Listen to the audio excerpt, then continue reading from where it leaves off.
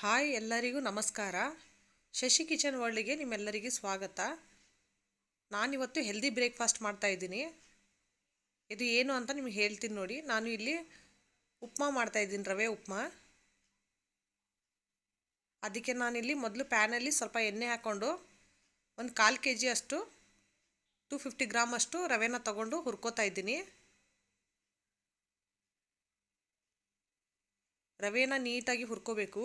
ಅಂದರೆ ಕೆಂಪಾಗಬೇಕು, ಆಮೇಲೆ ಘಮ ಬರಬೇಕು ರವೆ ಹುರಿಯುವಾಗ. ಅಲ್ಲಿವರೆಗೂ ನಾವು ರವೆನ ಹುರ್ಕೋಬೇಕಾಗುತ್ತೆ.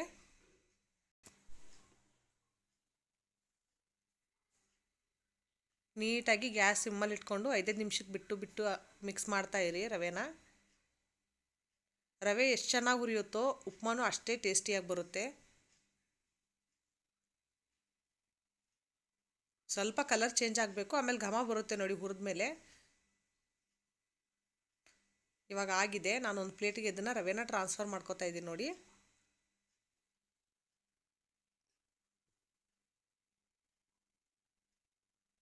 ಇವಾಗ ಅದೇ ಪ್ಯಾನ್ಗೆ ನಾನು ಮತ್ತೆ ತಿರ್ಗಾ ಎಣ್ಣೆ ಹಾಕೋತಾ ಇದ್ದೀನಿ.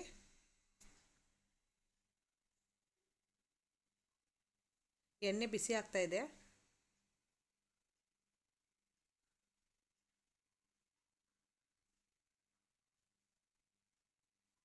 ಎಣ್ಣೆ ಸ್ವಲ್ಪ ಚೆನ್ನಾಗಿ ಬಿಸಿ ಆಗಬೇಕು.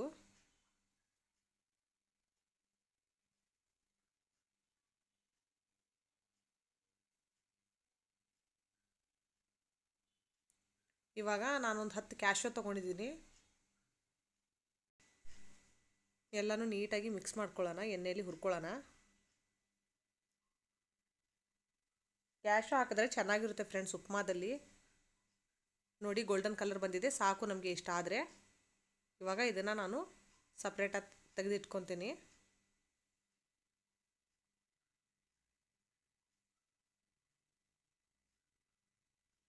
ನೋಡಿ ಇವಾಗ ತೆಕ್ಕೊಂಡಿದ್ದೀನಿ. ಇವಾಗ ಅದೇ ಎಣ್ಣೆಗೆ ನಾನು ತಿರ್ಗಾ ಕಡಲೆ ಬೀಜ ತೊಗೊಂಡಿದ್ದೀನಿ, 1/2 ಬಟ್ಲಷ್ಟು ಕಡಲೆ ಬೀಜನೂ ಅದೇ ಥರ ರೋಸ್ಟ್ ಮಾಡ್ಕೊಳ್ಳೋಣ. ನೀಟಾಗಿ ರೋಸ್ಟ್ ಆಗಬೇಕೆಲ್ಲನೂ.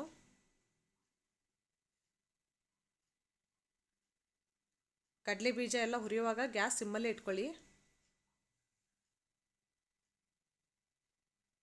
ಇದು ಕೂಡ ಒಂದು ಸ್ವಲ್ಪ ಕಲರ್ ಚೇಂಜ್ ಆಗಬೇಕು, ಅಲ್ಲಿವರೆಗೂ ಹುರ್ಕೊಳ್ಳಿ. ನೋಡಿ ಆಗಿದೆ. ಇವಾಗ ನಾನು ಯಾವ ಪ್ಲೇಟ್ಗೆ ಗೋಡಂಬಿ ತೆಕ್ಕೊಂಡಿದ್ನಲ್ಲ ಅದೇ ಪ್ಲೇಟ್ಗೆ ನಾನು ಇಲ್ಲಿ ಕಡಲೆ ಬೀಜನೂ ಟ್ರಾನ್ಸ್ಫರ್ ಮಾಡ್ಕೋತಾ ಇದ್ದೀನಿ ನೋಡಿ.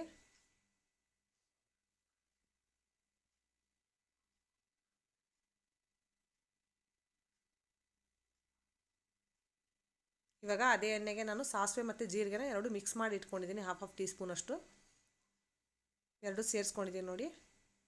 ಜೀರಿಗೆದು ಸ್ವಲ್ಪ ಕಲರ್ ಚೇಂಜ್ ಆಗಬೇಕು. ಆ ಟೈಮಲ್ಲಿ ನೀವು ಇಲ್ಲಿ ಕಡಲೆಬೇಳೆನ ಆ್ಯಡ್ ಮಾಡ್ಕೊಳ್ಳಿ. ಕಡಲೆಬೇಳೆ ಸ್ವಲ್ಪ ಹುರ್ಕೊಳ್ಳಿ. ಕಡಲೆಬೇಳೆ ಸ್ವಲ್ಪ ಹುರಿದ್ಮೇಲೆ ನೀವಿಲ್ಲಿ ಉದ್ದಿನಬೇಳೆ ಆ್ಯಡ್ ಮಾಡ್ಕೊಳ್ಳಿ.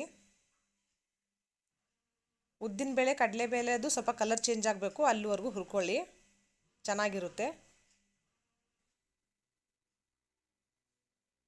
ನೋಡಿ. ಈ ಥರ ಕಲರ್ ಬಂದರೆ ಸಾಕು ನಮಗೆ, ಇದಕ್ಕಿಂತ ಜಾಸ್ತಿ ಬೇಡ. ಇವಾಗ ನಾನಿಲ್ಲಿ ಕರಿಬೇವು ಸೇರಿಸ್ಕೋತಾ ಇದ್ದೀನಿ.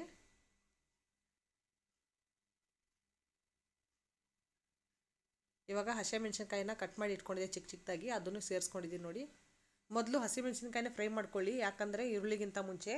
ಯಾಕಂದರೆ ಬಾಯಲ್ಲಿ ಸಿಕ್ಕಾಗ ಖಾರ ಅನಿಸಲ್ಲ ನಮಗೆ. ನೀಟಾಗಿ ಎಣ್ಣೆಲಿ ಫ್ರೈ ಆಗಿಬಿಟ್ರೆ ಅದ್ರ ಖಾರದ ಅಂಶ ಹೋಗಿಬಿಟ್ಟಿರುತ್ತೆ. ಇವಾಗ ಈರುಳ್ಳಿನ ಹಾಕ್ಕೊಂಡಿದ್ದೀನಿ ನೋಡಿ, 1 ಕಪ್ ಅಷ್ಟು. ಇದನ್ನು ನೀಟಾಗಿ ಮಿಕ್ಸ್ ಮಾಡ್ಕೊಳ್ಳಿ.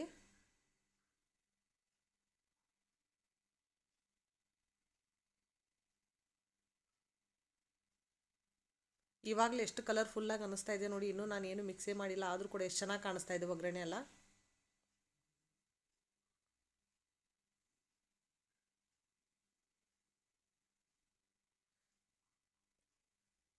ಇವಾಗ ನಾನಿಲ್ಲಿ ಕ್ಯಾರೆಟು ಮತ್ತು ಬೀನ್ಸ್ ಕಟ್ ಮಾಡಿ ಇಟ್ಕೊಂಡಿದ್ದೆ, ಚಿಕ್ಕ ಚಿಕ್ಕದಾಗಿ ಫುಲ್ಲು ಸಣ್ಣ ಸಣ್ಣ ಕಟ್ ಮಾಡಿ ಇಟ್ಕೊಂಡಿದ್ದೆ. ಅದನ್ನು ಕೂಡ ಇಲ್ಲಿ ಆ್ಯಡ್ ಮಾಡ್ಕೊಂಡಿದ್ದೀನಿ ನೋಡಿ. ಎಲ್ಲನೂ ನೀಟಾಗಿ ಒಂದು ಸರ್ತಿ ಮಿಕ್ಸ್ ಮಾಡ್ಕೊಳ್ಳೋಣ.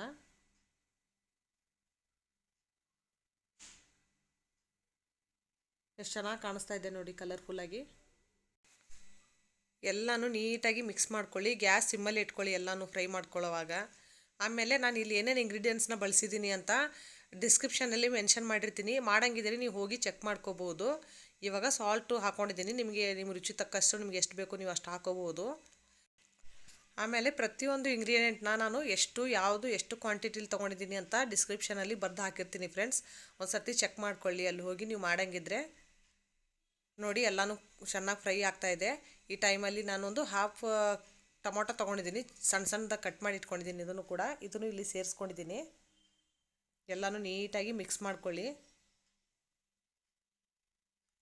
ಇದು ಟೊಮೊಟೊ ಎಲ್ಲ ಮೆಲ್ಟ್ ಆಗಬೇಕು ಫ್ರೆಂಡ್ಸ್, ಅಲ್ಲಿವರೆಗೂ ಮಿಕ್ಸ್ ಮಾಡ್ಕೋಬೇಕು ನಾವು. ನೋಡಿ ಟೊಮೊಟೊ ಎಲ್ಲ ಮೆಲ್ಟಾಗಿ ಎಣ್ಣೆ ಆಚೆ ಬರ್ತಾ ಇದೆ ಮಸಾಲೆಗಳಿಂದ, ಅಂದರೆ ತರಕಾರಿಯಿಂದ. ಇನ್ನೊಂದು ಸರ್ತಿ ಎಲ್ಲ ನೀಟಾಗಿ ಮಿಕ್ಸ್ ಮಾಡ್ಕೊತೀನಿ.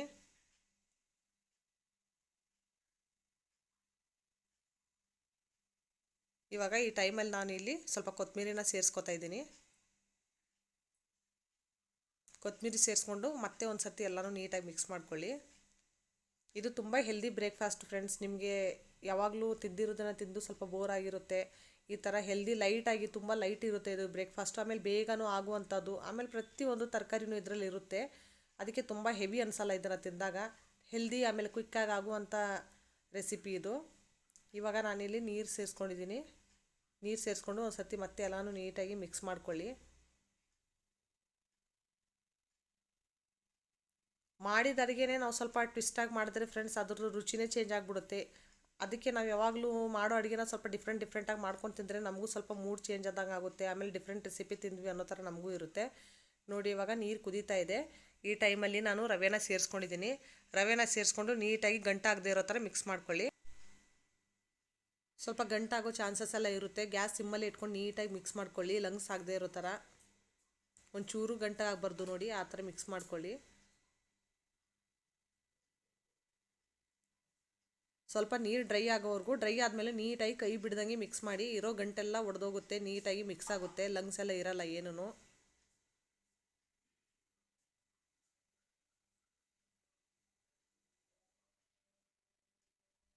ನೀಟಾಗಿ ಮಿಕ್ಸ್ ಮಾಡ್ಕೊಳ್ಳಿ. ನೋಡಿ ನೋಡ್ತಾ ಇರ್ಬೋದು ನೀವು, ಡ್ರೈ ಆಗ್ತಾ ಇದೆ ಇವಾಗ. ಇನ್ನೂ ಆಗಬೇಕು, ಯಾಕಂದರೆ ಇದರಲ್ಲಿ ಸ್ವಲ್ಪ ಜಿಗಿ ಅಂಶ ಇದೆ ಇನ್ನು.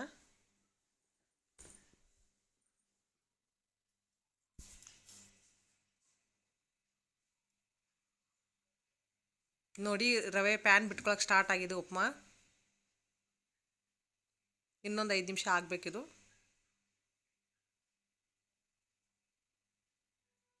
ನೋಡಿ ಇವಾಗ ಆಗಿದೆ. ಇವಾಗ ನಾನು ಹುರಿದಿಟ್ಕೊಂಡಿರೋಂಥ ಕಡಲೆ ಬೀಜ ಮತ್ತು ಗೋಡಂಬಿನ ಸೇರಿಸ್ಕೊತಾ ಇದ್ದೀನಿ. ಗೋಡಂಬಿ ಕಡಲೆ ಬೀಜ ಮೊದಲೇ ಸೇರಿಸ್ಕೊಂಡ್ಬಿಟ್ರೆ ಕುದ್ದು ಮೆತ್ತಗಾಗಿಬಿಡುತ್ತೆ ಫ್ರೆಂಡ್ಸ್. ಅದು ಕ್ರಿಸ್ಪಿನೆಸ್ ನಮ್ಗೆ ಬರಲ್ಲ ತಿನ್ನೋವಾಗ. ಈ ಥರ ಮೇಲೆಯಿಂದ ಮಿಕ್ಸ್ ಮಾಡಿಕೊಂಡ್ರೆ ತಿನ್ನೋವಾಗ ತುಂಬ ಚೆನ್ನಾಗಿರುತ್ತೆ. ಇವಾಗ ಎಲ್ಲನೂ ಹಾಕ್ಕೊಂಡು ಮೇಲೆಯಿಂದ ಕೊತ್ತಂಬರಿನೂ ಹಾಕ್ಕೊಂಡಿದ್ದೀನಿ, ಫ್ರೆಶ್ ಕೊತ್ತಂಬರಿನ. ಇವಾಗೆಲ್ಲನೂ ನೀಟಾಗಿ ಒಂದು ಸರ್ತಿ ಮಿಕ್ಸ್ ಮಾಡ್ಕೊಳ್ಳಿ. ಎಲ್ಲ ಒಂದಕ್ಕೊಂದು ಹೊಂದ್ಕೋಬೇಕು. ನೋಡಿ ಯಾವ ಥರ ಕಾಣಿಸ್ತಾ ಇದೆ, ಎಷ್ಟು ಅದ್ಭುತವಾಗಿ ಆಗಿ ರೆಡಿ ಆಯಿತು. ನಿಮಗೆ ಈ ಥರ ವಾರದಲ್ಲಿ ಒಂದು ಸಲ ಆದರೂ ಮಾಡ್ಕೊಂಡು ತಿನ್ನಿ ಫ್ರೆಂಡ್ಸ್, ತುಂಬ ಚೆನ್ನಾಗಿರುತ್ತೆ. ಇವಾಗ ನಾನು ಒಂದು ಪ್ಲೇಟ್ಗೆ ಸರ್ವ್ ಮಾಡಿಕೊಂಡು ಮೇಲೆಯಿಂದ ಫ್ರೆಶ್ ಕೊತ್ತಂಬರಿಗಳು ಹಾಕ್ಕೊಂಡು ಸ್ವಲ್ಪ ಮಿಕ್ಸರ್ ಹಾಕ್ಕೊಂಡಿದ್ದೀನಿ. ನಿಮಗೆ ಬೇಡ ಅಂದರೆ ಇದನ್ನು ಸ್ಕಿಪ್ ಕೂಡ ಮಾಡ್ಕೋಬೋದು, ಆದರೆ ತಿನ್ನೋಕ್ಕೆ ಮಾತ್ರ ತುಂಬ ಚೆನ್ನಾಗಿರುತ್ತೆ ಈ ಥರ ಮೇಲೆಯಿಂದ ನೀವು ಮಿಕ್ಸರ್ ಹಾಕ್ಕೊಂಡು ತಿಂದರೆ. ಇಷ್ಟ ಆದರೆ ಲೈಕ್ ಮಾಡಿ, ಶೇರ್ ಮಾಡಿ. ಯಾರೆಲ್ಲ ಇನ್ನೂ ನನ್ನ ಚಾನೆಲ್ನ ಸಬ್ಸ್ಕ್ರೈಬ್ ಮಾಡಿಲ್ಲ ದಯವಿಟ್ಟು ಅವರೆಲ್ಲ ನನ್ನ ಚಾನೆಲ್ನ ಸಬ್ಸ್ಕ್ರೈಬ್ ಮಾಡಿ. Thank you for watching friends.